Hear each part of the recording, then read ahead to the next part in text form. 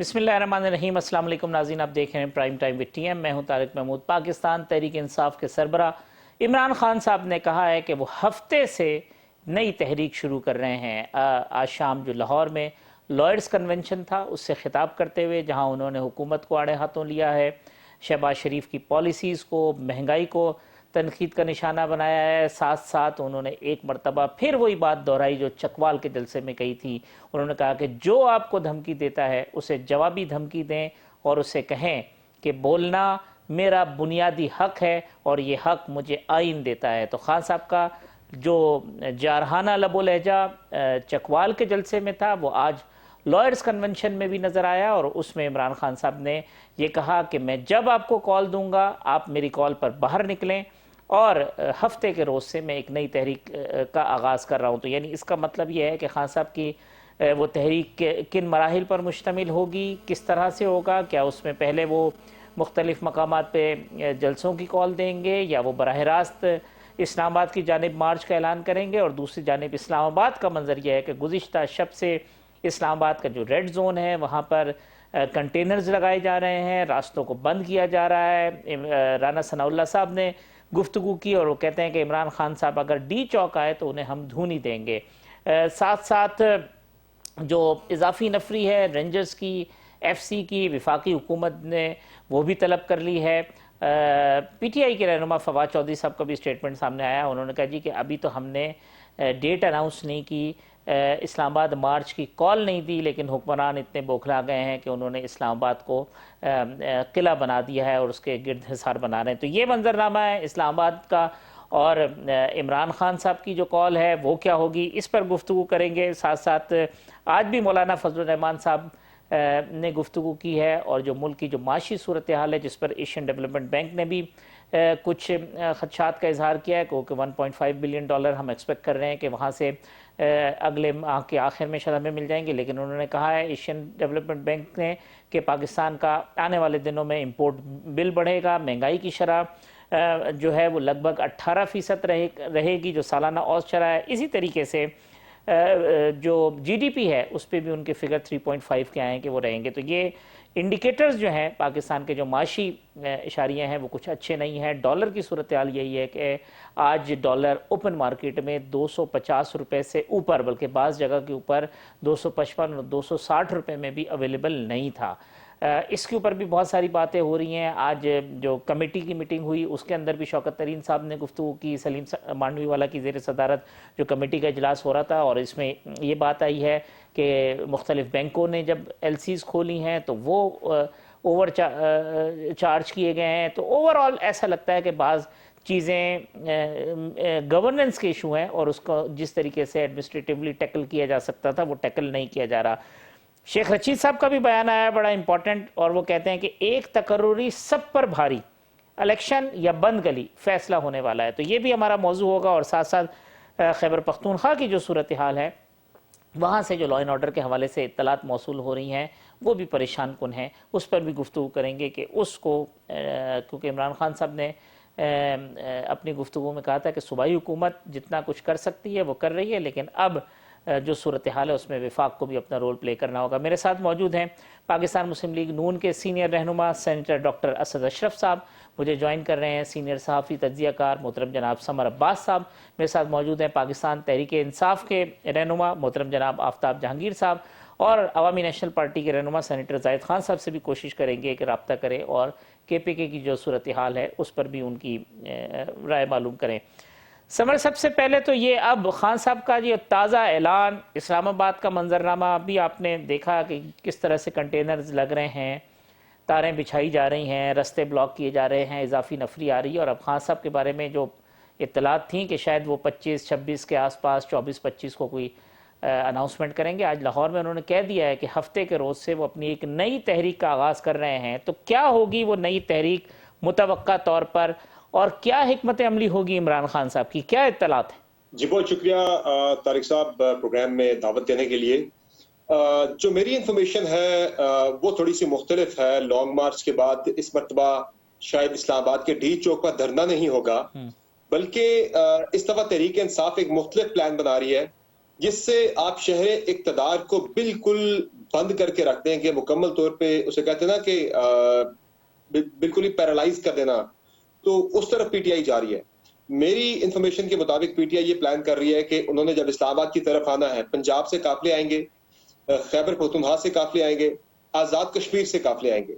अब जाहिर है जब वो इस्लामाबाद में दाखिल होने की कोशिश करेंगे तो ऑब्वियसली इस्लामाबाद पुलिस और यहाँ की इंतजामिया जो है रेंजर्स को भी इस्तेमाल करेगी, चूंकि वो वजीर दाखिला के अंडर है, तो शेलिंग वगैरह करके रोकने की कोशिश की जाएगी, शहर इक़्तिदार में दाखिल ना हो। तो उससे तहरीक इंसाफ को एक बहाना मिल जाएगा, एक मौका मिल जाएगा इस्लामाबाद का मुहासरा करने का। तो इस मरतबा मेरी इंफॉर्मेशन के मुताबिक डी चौक पे धरना नहीं होने जा रहा, बल्कि मुहासरा होने जा रहा है। जिसे तहरीक इंसाफ सरप्राइज कर रही है कि हम एक बड़ा सरप्राइज देंगे इस हुकूमत को भी, आवाम को भी, सबको। तो वो सरप्राइज मेरी इंफॉर्मेशन के मुताबिक यही है कि इस्लामाबाद का मुहासरा होगा।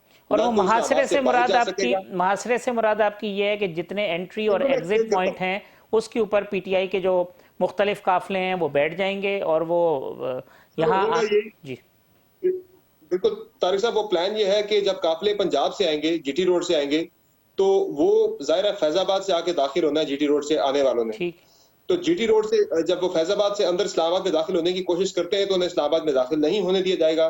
तो वो फैजाबाद के बाहर पिंडी के अंदर यानी पंजाब सूबे के अंदर ही बैठ जाएंगे वहां पे। तो वो वाला रास्ता बंद हो जाएगा इस्लामाबाद का। वहां इस्लामाबाद पुलिस की अमलदारी नहीं है, वो कुछ कर नहीं सकेंगे उन्हें उठाने के लिए।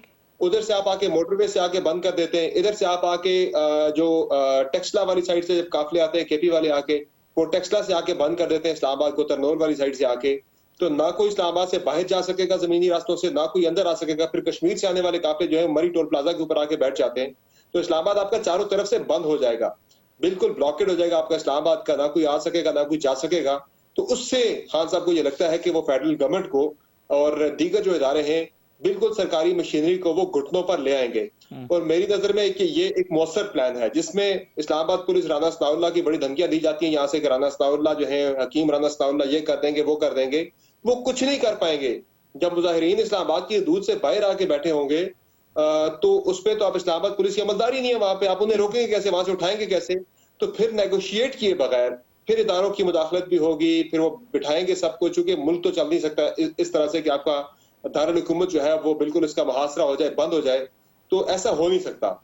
तो फिर ये होगा कि सबको बैठना पड़ेगा। अब तारिक भाई जो मामला बड़ा सिंपल है कि हम ना एक गोल चक्कर में चल रहे हैं सारे, एक गोल दायरे में गोल चक्कर में चल रहे हैं सारे। कि पहले जो मूवमेंट थी पीडीएम की इमरान खान को हटाने के लिए, वो इसलिए थी कि वो किसी को आर्मी चीफ ना लगा दे, आर्मी चीफ के तकर्रर से महरूम करने के लिए थी। आज जो खान साहब तहरीक चला रहे हैं मौजूदा गवर्नमेंट के खिलाफ, वो भी इसलिए कि ये आर्मी चीफ ना लगा दें।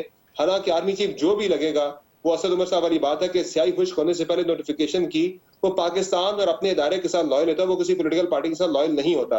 ये माजी में भी हमने सबक सीखा है, अब भी कर रहे हैं। हाँ बिल्कुल होना भी नहीं चाहिए, माजी में भी हमने करके देख लिया।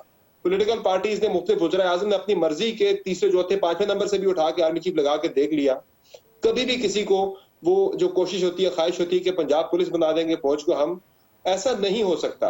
जो मौजूदा गवर्नमेंट की या खान साहब की जो गलत फहमी है, ये भी गलत है, पहले वालों की भी गलत थी, और इससे पहले जो इतने लोगों ने किया, हमारी हिस्ट्री, हमारी तारीख गवाह है कि वो सारे गलती पे थे। आने वाले दिनों में भी अगर कोई ऐसा सोच रहा है तो वो भी गलती पर ही है। ऐसा कुछ भी नहीं होगा, आर्मी चीफ के तकर्रर से कोई इतना बड़ा फर्क पड़ने वाला नहीं है। लेकिन खान साहब बहुत जल्दी में नवंबर से पहले वो अपना मतलूबा हदफ हासिल करना चाहते हैं। डॉक्टर असद साहब, ये जो समर अब्बास ने मंजरनामा खींचा है और यकीनन वो मुख्तलिफ जो इत्तलात हैं उनके ऊपर ही है कि अब स्ट्रेटजी ये होगी कि ठीक है, अगर आप इस्लामाबाद में जिस तरह पहले ताकत का इस्तेमाल किया उसकी नौबत ना आने दें, एंट्री और एग्ज़िट पॉइंट्स पर बैठ जाएं और हुकूमत को घुटने टेकने पर मजबूर करें। यानी ये प्रेशर टैक्टिस है जो मुतवक्का तौर पर हो सकता है तहरीक इंसाफ की जानिब से और इमरान खान की जानिब से। जी शुक्रिया तारिक साहब। तजलीगार भाई ने बड़ी आइडियल बात की है। ये वो बात की है जो कि हर पीटीआई वाला जो है ना सोच रहा हो कि ऐसे होना चाहिए।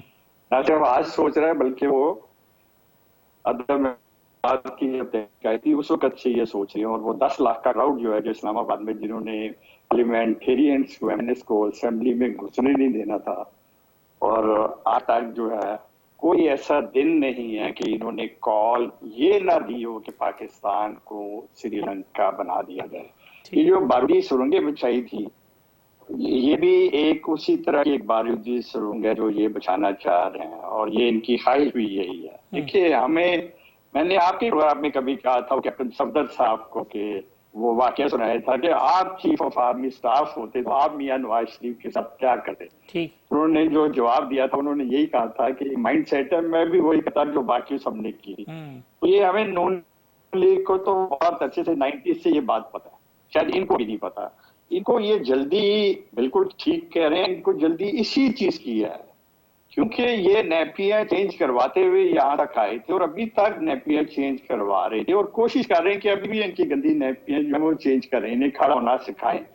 और ये समझते हैं कि अगर नवंबर की अपॉइंटमेंट होगी, मेरा नहीं ख्याल है कि ये पॉलिटिकल डिस्कशन में ये बात आनी चाहिए। ये एक रूटीन की चीज है जो इदारों में होनी चाहिए और उसको वैसे ही होना चाहिए। लेकिन पब्लिक में लाके और इस तरह की बात करके कि कुछ जो है वफादार हैं, कुछ जो है वफादार नहीं है, सीनियर मोस्ट, बड़ी अजीब सी बात की थी। और जिसपे बहुत सारे पीटीआई के भी जो लीडर थे आपके प्रोग्राम में कह रहे थे कि हम इमरान खान की जो है वो जवाब दे, हम जवाब दे नहीं है। क्या होगा आपको कहने का मकसद ये, इनको जल्दी इस चीज की है कि अगर एक न्यूट्रल या एक गैर सियासी चीफ ऑफ आर्मी स्टाफ लग जाते हैं, जिस तरह अभी माहौल बना, ये बार बार कोशिशें कर रहे हैं, मिस कॉल ले रहे हैं, हालांकि नंबर इन्होंने ब्लॉक किया है लेकिन फिर भी मिस कॉल दे रहे हैं, कोई उठा नहीं रहा। ये चाहते हैं कि उससे पहले अगर कोई लग गया तो ये ना हो इनकी सियासत खत्म हो जाए, और ये उससे पहले ये मामला जो है करना चाहते हैं। इनको वोट को इज्जत दो, जो इन्होंने हमारा वो मौक़िफ़ अपनाया है उसी पे रहना चाहिए। Let the public decide. लोगों को उसके लिए कहते हैं ना डॉक्टर साहब, डॉक्टर असद साहब, वो तो कहते हैं ना फिर लेट्स पब्लिक डिसाइड के इलेक्शन करा दें, पब्लिक को फैसला कर लेने दें। आप वो इलेक्शन भी नहीं कराते। देखिए तारिक साहब, आपके पास भी ये ऑप्शन नहीं है, मेरे पास भी नहीं है। ये ऑप्शन वजीर आजम के पास थी और ये 10 अप्रैल तक वजीर आजम थे। ये खुद भी वजीर आजम थे जी। आज भी इनके पास 17 किलोमीटर को छोड़ के बाकी तमाम पाकिस्तान में इनकी हुकूमत है। महंगाई का ये बात कर रहे हैं, ये प्रोविंशियल मैटर है। महंगाई किसने कंट्रोल करनी है? वजीर आला ने करनी है, इफेक्टिव मॉनिटरिंग करनी है, प्राइस कंट्रोल कमेटियां बनानी है। यहाँ कोई रूल ऑफ लॉ नहीं है। यहाँ पे रेमिया और खां से कच्चे से डाकू इनको कहते हैं, लोगों को डराते धमकाते हैं, क्योंकि उन्हें पता है कि यहाँ रूल ऑफ लॉ नहीं होगा। जब कभी बाजार जैसा वजीर आला लगेगा तो हम वजीर आला होंगे। इसीलिए वो लोगों को फोन कर करके वहां कह रहे हैं इनके जल्द से कामयाब करवाएं। ठीक। कहने का मकसद ये है कि आज भी ये इस वक्त हम बहस ना करें। अगर ये अपने ये केपीटी में और पंजाब में अगर ये इस्तीफे दे के बाहर आ जाए, नेशनल असेंबली आगे यहाँ से भी दे, ठीक है, क्या होगा? ये होगा। इनके पास है, हमारे पास नहीं है। ठीक, इनके पास है। ये 17 किलोमीटर को छोड़ के बाकी सारे पाकिस्तान। ठीक, डॉक्टर साहब आ गया, क्यों नहीं करते? चलें डॉक्टर साहब, आपका पॉइंट आ गया। तारिक साहब, मैं कुछ ऐड करना चाहता हूँ। जी जी समर साहब, अब बोल लें जब तक आफ्ताब साहब। सर, अभी हमारे पीएमएलएन के जो गेस्ट हैं, मोअज़्ज़ज़ मेहमान हैं, वो ये कह रहे थे कि इमरान खान साहब बड़ी जल्दी में है। भाई, आपने भी तो इमरान खान को इसी वजह से हटाया था कि वो नवंबर की तकरीर ना कर सके। आपका भी ऑब्जेक्टिव तो यही था। आपका भी मसला महंगाई या अवामी मसाइल तो नहीं थे। अगर महंगाई या अवामी मसाइल आपका अगर मसला होता तो आज महंगाई जो है वो इतनी ऊपर ना गई होती कि जितनी इमरान खान के दौर में थी, उससे भी डबल हो गई है। तो वो वाला मसला तो नहीं था, तो आपने भी तो हटाया। इसीलिए था जो आपने लॉन्ग मार्चेस किए। आज इमरान खान भी लॉन्ग मार्च कर रहा है, आपने भी किए थे। उस वक्त आपको रास्ता दिया गया था, आपने रास्ता देने को तैयार नहीं है। तो मकसद आपका भी वही था जो आज खान साहब का है। अगर खान साहब को बुरा कह रहे हैं इस मकसद के लिए, तो फिर आप भी अपने उस जो आपने लॉन्ग मार्चेस किए थे फिर उन्हें भी कहें कि वो भी गलत है। मानना चाहिए इस चीज को। वो मगर एक और बड़ा हुस्न इत्तेफाक है कि जिस वक्त, जी डॉक्टर साहब कुछ कह रहे हैं? मैं ये कह रहा हूँ कि देखें, हमने आज नहीं किया। पीडीएम बहुत अच्छे से ये चीज जो है ये कह रही थी कि ये जो है ये टेलीफोन कॉल्स पे और वो असेंबली में जिस तरह बिल पास होते थे और सेनेट में होते थे और जिस तरह लोग गायब होते थे सेनेट में, आपको सारा पता है, इसको नहीं पता।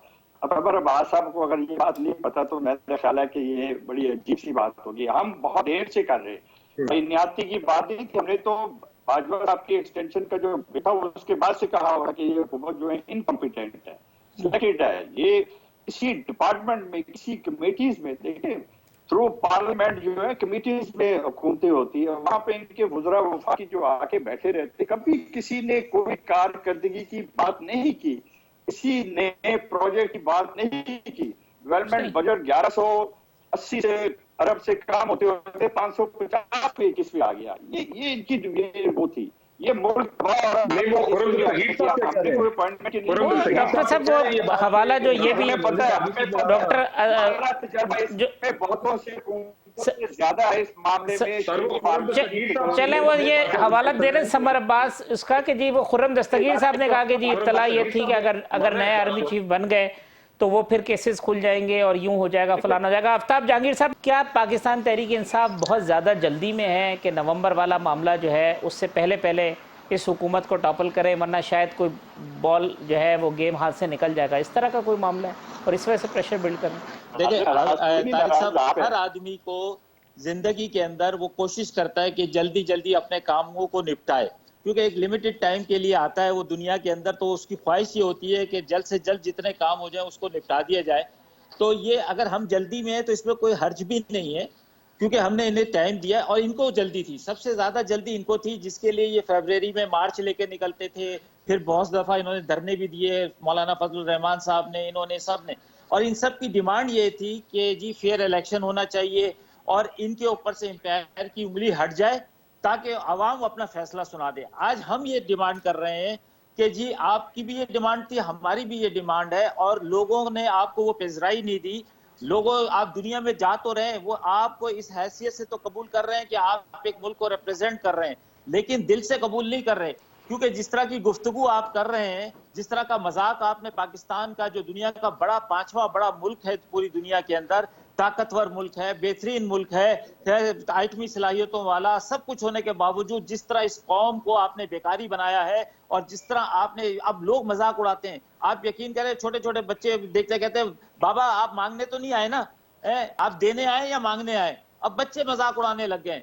तो इसलिए हम ये चाहते हैं कि क्योंकि उनको सबको, सारी दुनिया को पता है कि इनके पीछे आवाम की ताकत नहीं है, भले ये दोबारा इलेक्शन कराएं, फेयर इलेक्शन करवाएं, उसके बाद जीत कर आ जाएं, ताकि दुनिया को एहसास हो कि इनके पीछे आवाम की ताकत थी और ये अब आए और वे एक मजबूत हुकूमत बनकर उस पे आर्गुमेंट ये देते हैं कि आप भी सीरियस नहीं है, वरना दोनों असेंबलियां डिसॉल्व कर दें, ऑटोमेटिकली जो है ना इलेक्शन कराने पड़ेंगे। ये असल में मसला पता है क्या है? सबसे आसान तरीका तो ये है कि ये सिंध असेंबली को डिसॉल्व कर दें। वो तो चाहते ही नहीं है ना इलेक्शन कराएं, वो तो चाहते ही नहीं है कि इलेक्शन कराएं। यही तो सर, हम आपसे यही तो कह रहे हैं कि ये क्या ये चाहते हैं कि ये समझ रहे हैं कि वो परिंदे को पकड़ने के लिए वो जाल नहीं लगाते कि जी आप वो असेंबलियां खत्म कर दें और फिर हम जो है, ऐसा नहीं है, आप असेंबली खत्म करें, हम उसी दिन करेंगे, ऐसा नहीं है कि हम दूसरे दिन करेंगे। ये कोई जाल बिछा रहे हैं आपके लिए, ये जो मतलब दाना डाला है डॉक्टर असद साहब ने कि भाई ये बेचारे वो ये दाने भी डाल लें, जाल भी बिछा लें, जो मर्जी कर लें। हाफिज भाई आपको भी पता है, आप कराची से नुमाइंदे और आप सीनियर आदमी है, संजीदा है, समर अब्बास जैसे सहाफी, आपको पता है इस वक्त सूरत हाल क्या है। ये कभी भी नहीं चाहेंगे, ये तो बाज लोग तो इनके कह रहे हैं कि जी हम 2023 में भी हमें आईन इजाजत देता है कि हम इसको एक्सटेंड करें, ये वो गुफ्तगू भी कर रहे हैं। लेकिन आप इस बात से बिल्कुल बेफिक्र रहें कि अगर इनका ये ख्वाब जो 25 मई वाला है, वो शायद ये समझते हैं कि हम दोबारा राना सनाउल्लाह कराची आके उनके पांव पड़ा। लेकिन मुझे बड़ा अफसोस हुआ कल जब प्रेस कॉन्फ्रेंस कर रहे थे, और आपने भी गौर किया होगा कि जब वो खड़े होकर कह रहे थे कि अब के आए तो मैं ये करूंगा, तो वो जो MQM के साथी हैं वो एक तरफ शिकायत कर रहे हैं और दूसरी तरफ वो हंस रहे हैं।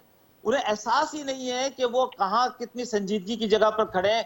आप शिकायत लेकर खड़े हैं कि मरकज जो है आपके साथ ताउन नहीं कर रहा, सूबा आपके साथ ताउन नहीं कर रहा, मिसिंग पर्सन का मसला है आपके साथ, लॉ एंड ऑर्डर की सिचुएशन है, दुनिया आपके ऊपर ट्रस्ट नहीं कर रही है, तो उस सूरत के हंस रहे होते हैं। तो ये तो मजाक है इस कौम के साथ कर रहे हैं। आप क्यों नहीं इलेक्शन की डेट पे कहें कि जी हम जनवरी में करवाएंगे, हम फरवरी में करवाएंगे। कहते हैं खान साहब मानने आपसे कहा आप डेट अनाउंस करें, हम आपके साथ बैठते हैं आके। ठीक है, मैं यहाँ एक वक्फा ले लेता हूँ, वक्फे के बाद आते हैं तो अपनी ये गुफ्तगू के सिलसिले को आगे बढ़ाते हैं।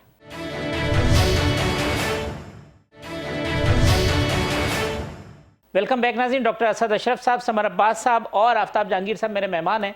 समर अब्बास साहब, क्या ये मुमकिन है कि खान साहब आए, पब्लिक एक प्रेशर बनाए, मोमेंटम बनाए और आके फिर वो जो पत्ता जिसकी तरफ डॉक्टर असद साहब कह रहे हैं वो कहें जी ठीक है फला डेट तक आपने नहीं की तो हम खैबर पख्तूनख्वा असम्बली भी डिज़ोल्व करेंगे, पंजाब हुकूमत भी डिज़ोल्व करेंगे, क्योंकि अगर वहाँ वो बैठ जाते हैं तो फिर खान साहब के पास भी ऑप्शंस जो है वो महदूद होते चले जाएंगे, या ऑप्शंस फिर बहुत ज़्यादा खुल जाएंगे उनके पास?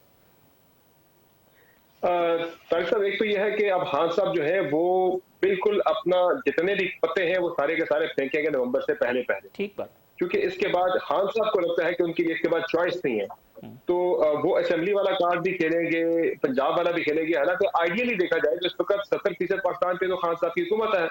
केपी आपके पास है, आजाद कश्मीर आपके पास है, जीबी आपके पास है, पंजाब आपके पास है। आपके पास तो ठीक ठाक इस वक्त गवर्नमेंट है, सिर्फ पाकिस्तान के वज़ीर आज़म आप नहीं है, बाकी तो मुल्क आपके पास है सारा। लेकिन वो मसला वही है कि इन्हें हुकूमत से ज्यादा वही मामला है नवंबर का। अब मुझे समझ नहीं आ रही, मैं चाहता भी आफ्ताब जहांगीर साहब जरा मेरी रहनुमाई करें और बताएं भी कि खान साहब ऐसा क्या काम करवाना चाह रहे हैं आर्मी चीफ से जो वो अपनी मर्जी का लगाना चाह रहे हैं कि उससे पहले पहले नवंबर से पहले पहले हुकूमत को फारिग करें ताकि ये आर्मी चीफ ना लगा सके, मैं अपनी मर्जी का लगाऊं। भाई आप क्या करवाना चाह रहे हैं उनसे ऐसा काम जो इनका लगाया हुआ आर्मी चीफ नहीं करेगा? मुझे इस बात पर जरा रहनुमाई तो कर दे जरा आफ्ताब भाई, जरा ये मामला है क्या, क्यों आप लगाना चाह रहे हैं अपनी मर्जी का आर्मी चीफ? हारे जो है वो पहले भी इस तरह हमने बात की कि माजी के अंदर जितने भी लगे हैं वो सारे के सारे मुल्क से वफादार होते हैं, अपने इंस्टीट्यूशन को देते हैं। आप क्या करवाना चाह रहे हैं उससे? जी आफ्ताब भाई, कहीं ऐसा तो नहीं है कि चूंकि वो इतने ज्यादा सपोर्टिव रहे, आपके इंस्टीट्यूशन इतना सपोर्टिव रहे कि आपको आदत पड़ गई, आपको लगता है कि उनके बगैर आप चल ही नहीं सकते, लिहाजा हम मर्जी का आदमी आएगा तो ही हमारी गाड़ी चलेगी? नहीं नहीं, अच्छा नहीं, ऐसा नहीं है हाफिज भाई, ऐसा बिल्कुल नहीं है। हम ये चाहते हैं कि आर्मी चीफ आए और वो इंडिपेंडेंट हो। देखें, आज तक आप पूरी पाकिस्तान की तारीख उठा के देख लें हाफिज भाई कि पाकिस्तान के अंदर हमारी एस्टेब्लिशमेंट कभी भी इंडिपेंडेंट रही नहीं। जहां आपने, हम ये चाहते हैं क्योंकि ये तजर्बा हमने के देख लिया, इंडिपेंडेंस से क्या मुराद है आपकी? पाकिस्तानी आवाम भी अब ये चाहती है कि हर आदमी जो है, हर अदारा जो है वो अपनी डोमेन में रह के काम करे। लेकिन क्योंकि 5-6 नामों में से एक नाम जो है वो गवर्नमेंट चुनती है, अगर ये भी तरीकेकार, मुझे पता नहीं मेरे साथ क्या होने वाला हो क्या नहीं हो, आप बचा लीजिएगा समर और हाफिज साहब।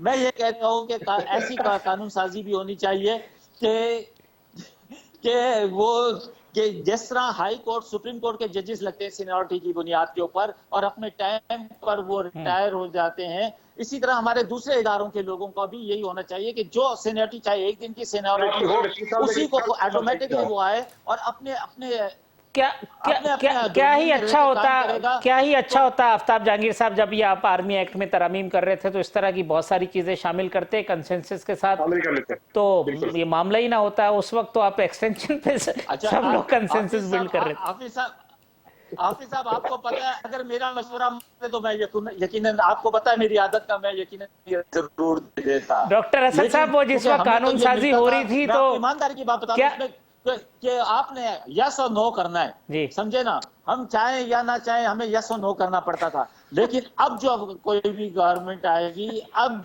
असेंबलीज आएंगी, अब वो यस और नो पे नहीं चलेंगी। अब आफ्ताब जहांगीर को अगर उसके इलाके के लोगों ने मुंतखब किया तो वो इंडिपेंडेंट आवाज होगा पीटीआई का, लेकिन जहां इख्तलाफ को महसूस करेगा वहां पे खड़े होकर इख्तलाफ भी करेगा। डॉक्टर असद साहब, मतलब आपका भी ये सारी जिंदगी डॉक्टर साहब आपका भी यही मामला था, बस यस और नो वाला था, तो फिर आपने यस ही करना था, आपको बल्कि नो वाला था ही नहीं, सिर्फ यस ही करना था आपने। देखिए, बड़ी मज़ाक़ खेज बात ये कि independent chief of army staff होना चाहिए। यहाँ पर सीनियर मोस्ट की बात हो रही है, ये तो कोई नहीं हो रहा है किसी कप्तान को चीफ ऑफ आर्मी स्टाफ लगा रहे हैं। देखिए, कैप्टन से मेजर, मेजर से कर्नल, कर्नल से ब्रिगेडियर, वहां से major general and then lieutenant general and then 4 star, इनमें कोई फर्क नहीं होता। ये जब मेजर थे तब भी कॉम्पिटेंट थे, जब कर्नल थे तब भी कॉम्पिटेंट थे। तो फिर चॉइस क्यों है असद साहब? फिर चॉइस क्यों देते हैं? फिर आप चॉइस क्यों देते हैं? चॉइस देते हैं ना, जो सबसे सीनियर होगा उसने कोई ना कोई कोर्स तो सीनियर किया होगा ना, है तो उसको क्यों नहीं बना देता ऑटोमेटिकली? तो ये बहस ही खत्म हो जाएगी फिर। देखिए, हर डिपार्टमेंट में इस तरह होता है कि जब गवर्नमेंट के होते हैं तो आप देख ले कि 3 या 4 का पैनल हर जगह आता है। ये कोई यहाँ इस डिपार्टमेंट में नहीं आ रहा, हर जगह होता है, तरीकेकार है। लेकिन डॉक्टर साहब, आपकी कोई राय ली गई थी जिस वक्त कानून साजी हो रही थी असद साहब? कोई यस या बस सिर्फ बिल्कुल सीनियर मोस्ट होना चाहिए, और ये एक अच्छी चीज है, और ये सारी सीनियर मोस्ट ही है, इनमें 19 रत्ती बराबर कोई फर्क नहीं है। जो रह जाते हैं आपका क्या मतलब, वो कॉम्पिटेंट नहीं होते, वो बिल्कुल कॉम्पिटेंट होते हैं। लेकिन ठीक है कि किसी ना किसी को होना होता है। कौन कह रहा है कि कॉम्पिटेंट नहीं होते? हम तो कह रहे हैं वो बहुत कॉम्पिटेंट होते हैं। बाद में जूनियर डॉक्टर जो है, डॉक्टर साहब, जूनियर डॉक्टर जो है वो सीनियर डॉक्टर से ज्यादा माहिर होता है अपने काम का, इसमें कोई दो राय नहीं है। लेकिन आफ्ताब साहब, सवाल तो ये है कि ये अभी तो डॉक्टर का मसला नहीं, अभी तो मर्जी के डॉक्टर का मसला चल रहा है ना। अगर डॉक्टर अपनी मर्जी का होना चाहिए जो मरीज का। जब आप मर्जी के डॉक्टर की बात करेंगे, जब आप मर्जी के डॉक्टर की बात करेंगे तो फिर आपको अंदाजा भी होना चाहिए कि उसके रिजल्ट क्या निकलते, जो निकल के आए माजी से लेकर 75 साल में जो निकल के आए, वो फिर जहाज हवा में नहीं लगा होता, वो फिर हवा में जाके लगवा होता, और फिर जिसको लाया जाता वो फिर खुद भी बैठ जाता। ऐसा नहीं होता है। तो इसीलिए कहते हैं कि जब आप किसी भी इदारे को जो इतना सेंसिटिव हो, जो पाकिस्तान की रीढ़ की हड्डी की हैसियत रखता हो, उस इदारे को जितना मजबूत और इंडिपेंडेंट रखेंगे उतना ही पाकिस्तान जो है वो उसके अंदर सिस्टम जो है वो बेहतर होगा। मुझे ब्रेक लेनी है समर अब्बास साहब। डॉक्टर का मसला है या मर्जी के डॉक्टर का मसला है? पर ये मर्जी वाला मामला तो गया ना, वो वाला मर्जी वाला क्लोज हो गया है जी। तो इनकी मर्जी वाला था वो क्लोज हो गया। अब मामला ये है कि कैसे बंदे को लगाने ना दिया जाए कि जिसकी माजी में खान साहब के साथ कोई मामला थोड़े गड़बड़ हो गए थे, खान साहब ने उसको हटा दिया था किसी जगह से, तो वो खान साहब को लग रहा है कि शायद वो बंदा कल आ जाए और वो मेरे लिए कोई मसला। हालांकि ऐसा नहीं है। ये सोशल मीडिया के ऊपर की खबरें लोगों ने बना के बाज लोगों की नींदें आराम कर देते हैं, बाज लोगों को सपने दिखाते रहते हैं। पता है कि ऐसा होता नहीं है। जी वो नहीं है बिल्कुल। ये तो ये जब वो बाजी की नहीं कहानी, वो तो जो समझते होंगे कि अगर खान साहब से इख्तिलाफ है तो फिर तो शहबाज शरीफ साहब के लिए, शहबाज शरीफ भी नहीं, नवाज शरीफ साहब के लिए और मरियम नवाज के लिए, फिर तो वो क्या सुटेबल पर्सन होगा, वो कहेगा इनको ही लगा दो। चले के दौर में आके जब वो बहुत पावरफुल प्रेसिडेंट थे, 25 साल तक लोग कहते थे कोई हटा नहीं सकेंगे, वो इलेक्शन लड़ी और हमने उसे वजीर आजम बनाया। हमने मुशर्रफ के दौर में सदर होते हुए, वर्दी में होते हुए हमने इलेक्शन लड़ा और हम यहाँ पंजाब में है और हमने इलेक्शन लड़ा। आपको अपने ऊपर होना चाहिए। आप लौटने दे लेते हैं। चले डॉक्टर असद साहब, आप अपनी मर्जी का एम्पायर बिठाना चाहते हैं, आप अपनी मर्जी के सारी चीजें, क्योंकि अब आपको पता है कि 2 तारीख आपका काम खत्म हो चुका है, पाकिस्तान से काम खत्म हो चुका है। मैं वोट मांगने नहीं आया, मैं आपसे मांगने नहीं आया, वो खत्म हो गया। अब पाकिस्तानी कौम को पता चली है कि सर उठा के चलने में और सर झुका के चलने में क्या फर्क है। ये समर साहब, क्या पाकिस्तान इतना बदल गया जिस तरफ आफ्ताब जहांगीर साहब की जो ये मैं लाहौर में आज प्रोग्राम करने लगा हूँ, अब किस तरह दुनिया निकलती है। वो माए बहनें जो कभी कभी जलसों में जाती ही नहीं थी, छोटे छोटे बच्चों को लेकर जाती हैं। यही तो बहुत बड़ी तब्दीली है। जी समर साहब, पाकिस्तान कितना बदल गया है? डॉक्टर साहब जी, डॉक्टर साहब उधर उस तरफ ना जाए। जी जी जी जी डॉक्टर साहब ये मांगने वाली डिबेट को जरा खत्म करते हैं। जी जी जी जी समर, ये पाकिस्तान कितना बदल गया है। इमरान खान साहब जब इमरान खान साहब वज़ीर आज़म थे, तारिक साहब, वो यूएई भी जाते थे, सऊदी अरब जाते थे, चाइना जाते थे, तो पीछे से ये उस वक्त ही लोग बातें करते थे, ये देखें मांगने के लिए पहुंच गया है, मंगता पहुंच गया, मांगने के लिए पहुंच गया है। हम लोग तब भी ये बात करते थे कि इमरान खान अपनी जात के लिए नहीं मांग रहा, मुल्क के लिए मांग रहा है।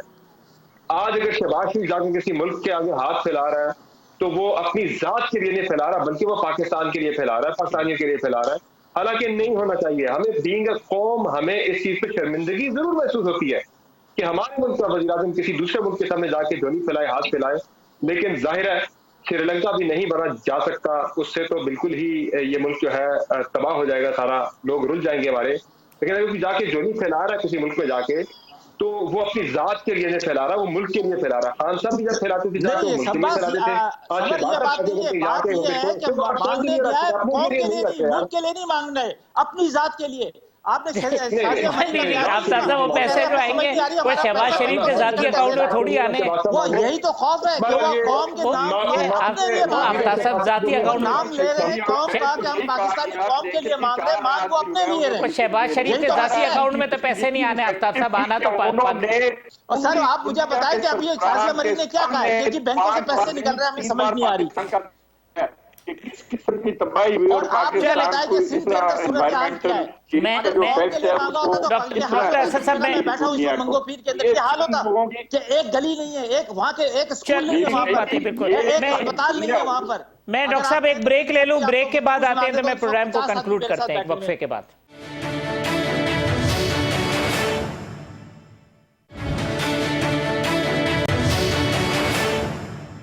वेलकम बैक नाज़रीन। समर अब्बास साहब, सेनेटर डॉक्टर असद साहब, आफ्ताब जहांगीर साहब मेरे मेहमान हैं। डॉक्टर असद साहब, एक मामला है ये जो मुल्क की माशी सूरत हाल, जिसको आप भी महंगाई की मार्च कर रहे थे, बातें कर रहे थे, अब खान साहब कहते हैं दलदल की तरफ जा रहे हैं, डिफ़ॉल्ट की तरफ बढ़ रहे हैं, जो इकनॉमिक इंडिकेटर हैं वो भी कोई बहुत अच्छे नहीं हैं। ये जो सूरत हाल है ये कितनी परेशान कुन है आपके लिए, मुल्क के लिए भी और PMLN की एक बतौर सियासी जमात के लिए?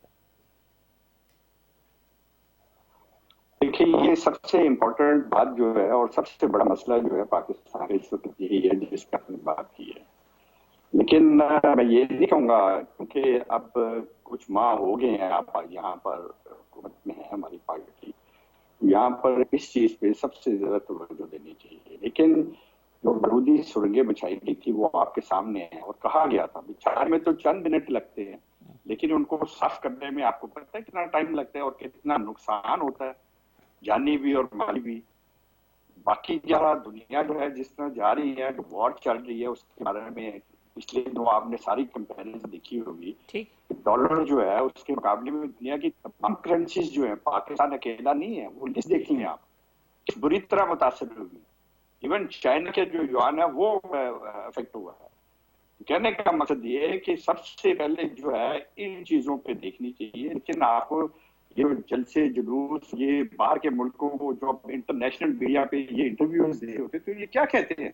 लेकिन डॉक्टर साहब ये कितने अरसे तक, अब आप ये देखें ना, आप 5 माह से ऊपर हो गया, कितने अरसे तक आप ये कहेंगे कि जी बारूदी सुरंगें थी, ये मामला था? कुछ एडमिनिस्ट्रेटिव फेलियर्स भी सामने आ रहे हैं, डॉलर्स की स्मगलिंग से लेके बाकी चीज़ें। इसी तरीके से जो एडमिनिस्ट्रेशन ने जो महंगाई के हवाले से जो स्टेप उठाने, ये चीज़ों का तो फिर आपको जवाब देना पड़ेगा। एक आम आदमी तो आपसे नहीं पूछेगा डॉलर, IMF, फलाना, बारूदी सुरंग, उसको तो अपनी दाल रोटी का मसला है।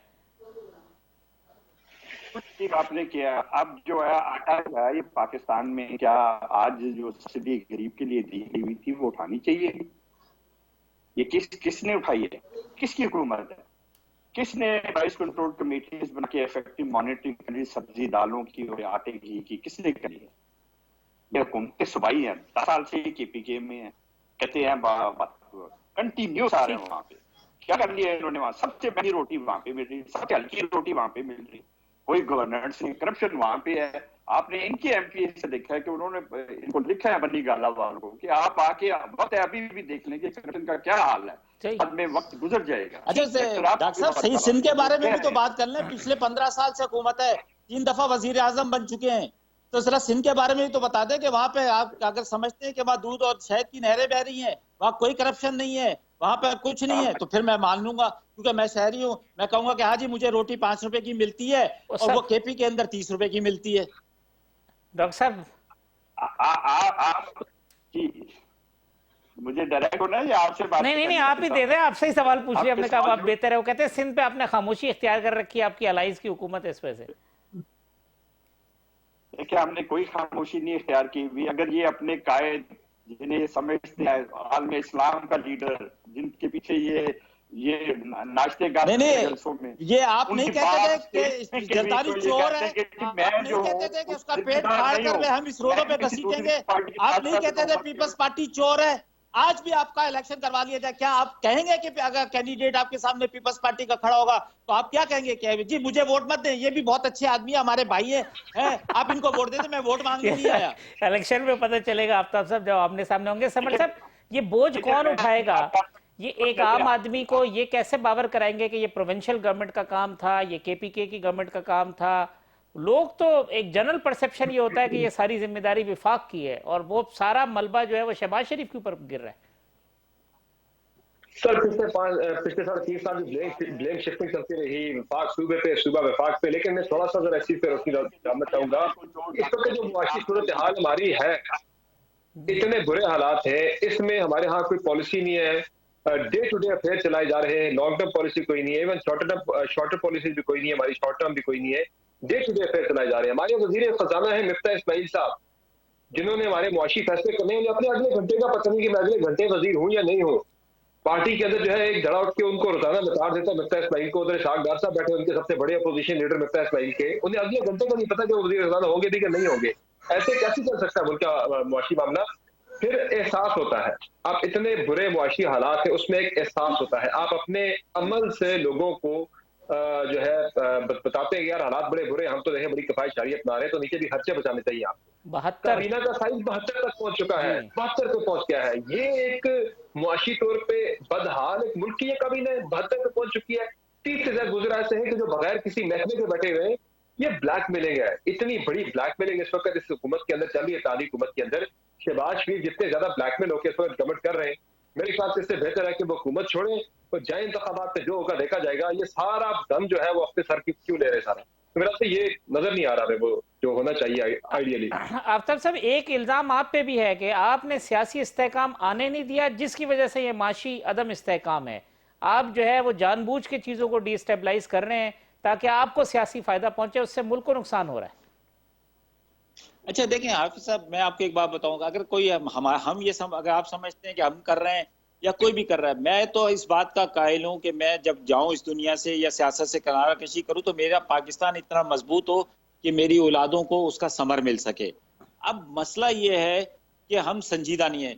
मैं जैसे 2-3 बातें करता हूँ हाफिज साहब, मुझे क्योंकि आपने अभी एक बात बताई कि ये बारूदी सूंघेंगे, ये बात कर रहे थे अभी डॉक्टर साहब कि आप आखिरी लम्हात तक जब तक इनको हुकूमत नहीं मिली थी, मुफ्ता इस्माइल साहब हो जाएं, एहसन इकबाल साहब हो जाएं, शाहिद खाकान अब्बास, कोई भी आप ले लें, वो कहते थे कि जी तेल इतने पे होना चाहिए और पेट्रोल इतने पे होना चाहिए, फलानी चीज डॉलर इतने का होना चाहिए, ये होना चाहिए। उसकी वजह ये है कि ये तो सारे पौधे भी तो आप ही के लगाए हुए थे। ये जो आज सेक्रेटरीज बने फिर रहे हैं, 20-20 साल की सर्विस है, 25-25 साल की सर्विस है, और मैं जानता था कि तो मैं आपको सुन तो ले मेरी बात सुन ले। मैं हाफिज साहब, मैं पता क्या कहना चाहता हूँ, मैं ये कहना चाहता हूँ मिफ्ता से मुफ्ता बना दिया आपने उन्हें यार, मेहरबानी करें, मुफ्ता तो ना कहे मिफ्ता इस्माइल है यार। चले असल में पता है क्या, उनका कारोबार माशाल्लाह बहुत अच्छा है, उनका कारोबार बहुत अच्छा। उनसे पूछेंगे वो कहते थे यार हमारा कारोबार तो बहुत अच्छा है, हमें तो जो बिस्किट हम बेच रहे हैं लोगों को बड़ा मजा आ रहा है, कारोबार उनका बहुत अच्छा है, इसलिए वो खुद ही कहते थे। देखें बात ये है, मैं आपको बताऊं कि मैंने हमेशा ये बात करता हूं हाफिज साहब, मैं बड़ी संजीदगी बात कर रहा हूं कि जिस आदमी ने CSS किया है और उसके बाद उसने जिस डिपार्टमेंट को चूज किया उसको रिटायर भी उसी डिपार्टमेंट से होना चाहिए।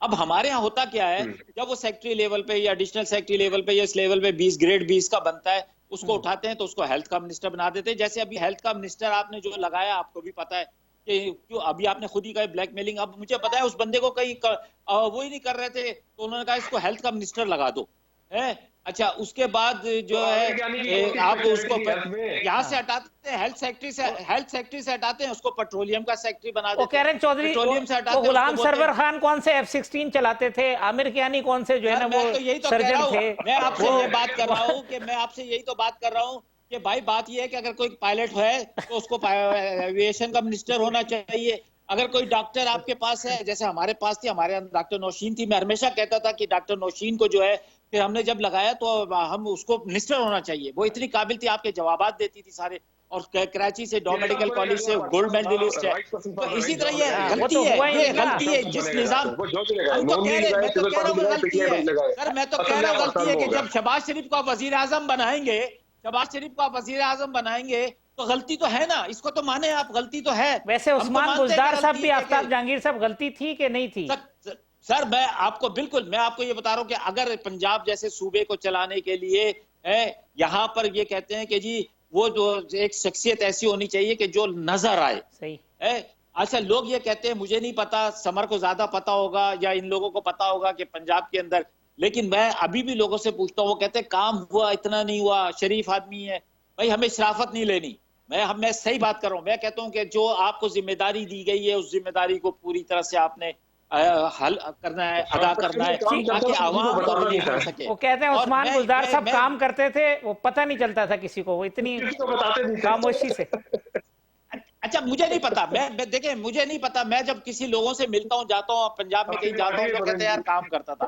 अब मुझे नहीं पता कि करता था कि नहीं करता था। अगर नहीं करता था तो आवाम की, पंजाब की आवाम को फैसला करने देना, पंजाब की आवाम को फैसला करने दे।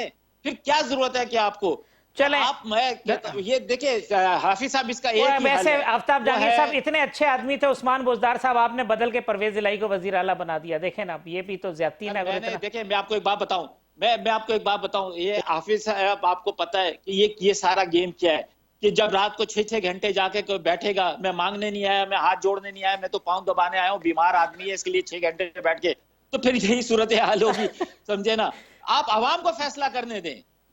डॉक्टर असद साहब, लास्ट पंजाब के अंदर कोई मूवमेंट कर रहे हैं या नहीं? वहां तो अब सूरत हाल ये है कि वो आज डोगर साहब को बुला के जब ये हुकूमत में होते हैं तो बड़े तंदुरुस्त होते हैं। अभी पता चला कि जी हमजा शहबाज की कमर में दर्द है। भाई समझ ही नहीं आती यार, ये डॉक्टर असद के पास भी कोई और चॉइस नहीं है। बेटी बीमार है, वो बड़ा वो सीरियस मामला है, तो उसकी वजह से वो उसको ना ही डिस्कस किया जाए तो बेहतर है। जी डॉक्टर असद साहब, डॉक्टर साहब लास्ट कमेंट, पंजाब के अंदर कोई मूवमेंट, कोई चीज हो रही है, कोई हिलजुल? देखिए, ये एक जैसे कहा गया है कि ये हुकूमत जो है कच्चे धागे पे परवेज इलाही वज़ीर आला बने हुए हैं। अभी वज़ीर आला बनने से 10 दिन पहले तक तो वो एक टीवी इंटरव्यू में कह रहे थे कि बाप इधर हो जाए, माँ उधर हो जाए तो काम खत्म है। माँ और बाप अटकी हुई है। नहीं, वो सर ये माँ और बाप में अटकी हुई है। और वो जो वो कह रहे धागा कच्चा होगा मगर हाथ मजबूत है। सुई को तो इंडिपेंडेंट होना चाहिए या कुछ और बात मुझे, तो वो वोट ऑफ कॉन्फिडेंस कैसे ले सकते हैं? एक आईनी वैसे डॉक्टर असद साहब होगा। और डॉक्टर साहब, वैसे ये मुमकिन हो सकता है कि परवेज इलाही साहब, बीमारी का ताल्लुक है, एक बीमारी, एक सेकंड मुझे बीमारी पे बात करते थे। हमने 2 साल जेलें काटी हैं इनोसेंट मासूमियत से, और कभी ये नहीं कहा कि कमर दर्द हो रही है। मियां नवाज शरीफ ने 150 अभी तो कहा है कल ही कहा कि जी कमर में दर्द हो गया। वो हॉस्पिटल में थे तब भी उन्होंने, और आपने खुद ही देखा पीपल्स पार्टी के जरदारी साहब को आपने देखा, जब ये हुकूमत से हटते इनके हाथ में खुंडी आ जाती है, व्हील चेयर आ जाती है। चले, मैं ऐसी बात नहीं है, आप कभी ऐसी बात नहीं हुई आपको कभी। फिर आफ्ताब साहब बीमार, अगर जेन्युइन बीमार है, हम दुआ को है, आफ्ताब साहब फिर वो शहबाज गिल का हवाला दे देंगे कि सारी मस्जिदों में दवा कराएंगे, अल्लाह ताला इसको सेहत दे। और डॉक्टर असद साहब फिर शहबाज गिल का हवाला देंगे कि वो भी व्हील चेयर पे नजर आ रहे थे। वो शहबाज गिल साहब भी होगा तो फिर क्या कहेंगे? वो शहबाज गिल साहब का हवाला दे देंगे, वो इतनी बड़ी बातें करते थे, फिर वो व्हील चेयर। कोई बात नहीं, दे दे, लेकिन आप देख लें, अब आपके सामने जो भी है, अगर जिसने भी झूठ बोलना है उसके दुनिया में भी और आखिरत में भी। समर, लास्ट कमेंट, क्या ये भी मुमकिन है कि ये मोमेंटम गवर्नमेंट ना बनने दे, खान साहब और पीटीआई की लीडरशिप को इस मोमेंटम बनने से पहले डिटेन कर लिया जाए या अरेस्ट कर लिया जाए, ताकि ये मामला जो है ना आगे ना बढ़े? अच्छा हाफिज साहब, अगर ये सवाल मुझसे है तो देखें, ये सबसे बड़ी गलती होगी, ये सबसे बड़ी गलती होगी कि वो खान साहब को गिरफ्तार करेंगे, क्योंकि अब इस वक्त जो आवाम है वो बिल्कुल जो है उसका मूड बिल्कुल डिफरेंट है। चले समर, आपके कमेंट जी। कल की समाअत इंपॉर्टेंट है। इस्लामाबाद हाई कोर्ट में फर्ज जुर्म लगी है खान साहब पे तौहीन अदालत के केस में।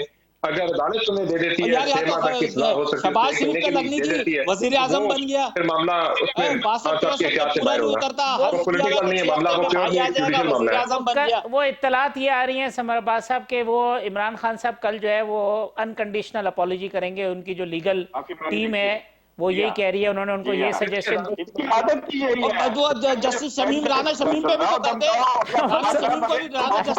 खैर कोर्ट का मैटर है। चले, आफ्ताब जहांगीर साहब, डॉक्टर असद साहब, समर अब्बास साहब, तमाम मेहमानों का बहुत शुक्रिया। कल इसी प्रोग्राम में इंशाल्लाह इसी वक्त दोबारा मुलाकात होगी। अल्लाह हाफिज।